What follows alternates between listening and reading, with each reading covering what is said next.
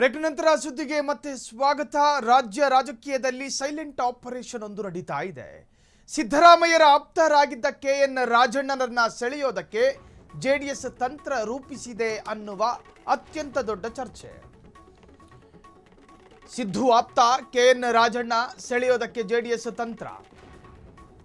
ಮಾಜಿ ಸಚಿವ ರೇವಣ್ಣ ನೇತೃತ್ವದಲ್ಲಿ ಕಾರ್ಯತಂತ್ರ. ಈಗಾಗಲೇ ರಾಜಣ್ಣ ಜೊತೆ ಮಾತುಕತೆಯ ಬಗ್ಗೆಯೂ ಕೂಡ ಮಾಹಿತಿ. ಕಾಂಗ್ರೆಸ್ನಿಂದ ಒಂದರ್ಥದಲ್ಲಿ ರಾಜೀನಾಮೆ ಕೊಟ್ಟು ಹೋದಂತಹ ಕೆಎನ್ ರಾಜಣ್ಣ ಕುಟುಂಬದ ಎಲ್ಲ ಸದಸ್ಯರಿಗೂ ಟಿಕೆಟ್ ಭರವಸೆ. ಡಿಕೆಶಿಯಿಂದ ಅಂತರ ಕಾಯ್ದುಕೊಂಡಿರುವ ರಾಜಣ್ಣ ದೆಹಲಿಯಲ್ಲಿನ ಮಾತುಕತೆಯಲ್ಲಿ ಸಿಗದ ಭರವಸೆ. ಇದೀಗ ಕೆಎನ್ ರಾಜಣ್ಣ ಮನಸ್ಸು ಈಗ ಜೆಡಿಎಸ್ನತ್ತ ವಾಲಿದೆಯಾ ಅಥವಾ ಜೆಡಿಎಸ್ನವರೇ ಆಪರೇಷನ್ ಮಾಡ್ತವ್ರ? ಗುಬ್ಬಿ ಕ್ಷೇತ್ರ ರಾಜಣ್ಣ ಪುತ್ರಿಗೆ ನೀಡುವ ಆಫರ್ ಅನ್ನು ಕೊಡಲಾಗಿದೆ.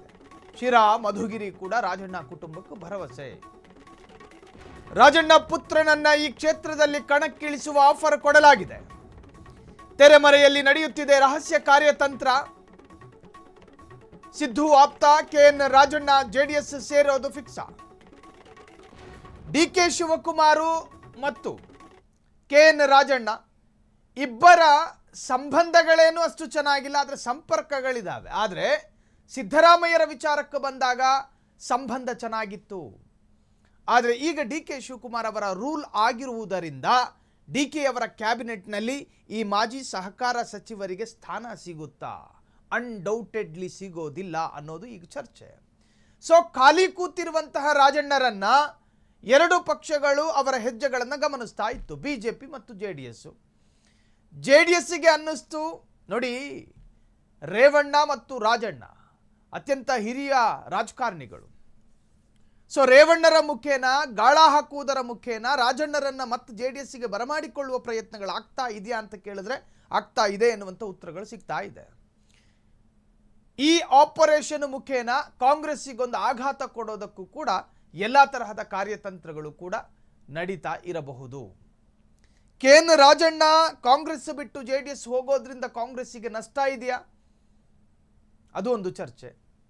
ಕೆಎನ್ ರಾಜಣ್ಣರನ್ನ ಕರೆಸಿಕೊಳ್ಳೋದ್ರಲ್ಲಿ ಜೆಡಿಎಸ್ ಯಶಸ್ಸಾಗುತ್ತಾ? ಅದೊಂದು ಚರ್ಚೆ. ಈ ಎಲ್ಲದರ ನಡುವೆ ಕೆಎನ್ ರಾಜಣ್ಣ ತಟಸ್ಥರಾಗಿದ್ದಾರೆ.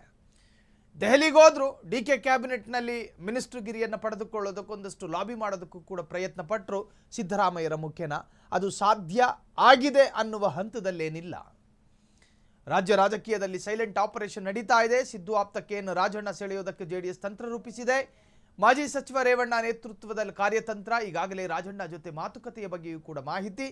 ರಾಹುಲ್ ಗಾಂಧಿ ಒಂದು ಸ್ಟೇಟ್ಮೆಂಟ್ ಕೊಟ್ಟರು. ರಾಹುಲ್ ಗಾಂಧಿ ವೋಟ್ ಚೋರಿಯ ವಿಚಾರವಾಗಿ ಒಂದು ಸ್ಟೇಟ್ಮೆಂಟ್ ಕೊಟ್ಟರು. ಆ ಸ್ಟೇಟ್ಮೆಂಟ್ ವಿಚಾರದ ತದ್ವಿರುದ್ಧ ಹೇಳಿಕೆಯನ್ನು ರಾಜಣ್ಣ ಕೊಟ್ಟಿದ್ರು. ಆ ಸಂದರ್ಭದಲ್ಲಿ ಹೈಕಮಾಂಡ್ ನಾಯಕರು ಹೇಳಿದ್ರು, ನಿಮ್ಮ ಸ್ಥಾನಕ್ಕೆ ನೀವು ರಾಜೀನಾಮೆ ಕೊಟ್ಟು ಮನೆಗೆ ಹೋಗಬೇಕು ಅಂತ. ಅದರ ಭಾಗವಾಗಿ ಕೆಎನ್ ರಾಜಣ್ಣ ರಾಜೀನಾಮೆ ಕೊಟ್ಟು ಬರಬೇಕಾಗಿ ಬಂತು. ಸೊ ಈಗ ಖಾಲಿ ಇರ್ತಕ್ಕಂತಹ ರಾಜಣ್ಣರನ್ನು ಒಂದಷ್ಟು ಪಕ್ಷಗಳೆಲ್ಲವೂ ಕೂಡ ಇಣುಕಿ ನೋಡ್ತಾ ಇದೆ. ಯಾರು ಆಹ್ವಾನ ಕೊಡ್ತಾರೆ, ಯಾರ ಆಹ್ವಾನಕ್ಕೆ ರಾಜಣ್ಣ ಹೋಗೊಡ್ತಾರೆ, ಅವೆಲ್ಲವೂ ಕೂಡ ಅತ್ಯಂತ ಕುತೂಹಲದ ವಿಚಾರ. ಕುಟುಂಬದ ಎಲ್ಲ ಸದಸ್ಯರಿಗೂ ಕೂಡ ಟಿಕೆಟ್ ಭರವಸೆಯನ್ನು ಕೊಡ್ತೀವಿ ಅನ್ನೋದು ಜೆಡಿಎಸ್ಸಿನ ಭರವಸೆಯಂತೆ. ಇಲ್ಲಿ ಕೆಎನ್ ರಾಜಣ್ಣರ ಮಗ 2028ರ ಅಸೆಂಬ್ಲಿ ಎಲೆಕ್ಷನಲ್ಲಿ ನಿಂತ್ಕೋಬೇಕು ಅನ್ನುವಂಥ ಇರಾದೆಗೆ ಬಿದ್ದಿದ್ದಾರೆ. ಸೊ ಇಂತಹ ಸಂದರ್ಭದಲ್ಲಿ ಜೆಡಿಎಸ್ ಅದಕ್ಕೆ ಅವಕಾಶ ಮಾಡಿಕೊಡುತ್ತಾ ಕಾದು ನೋಡೋಣ.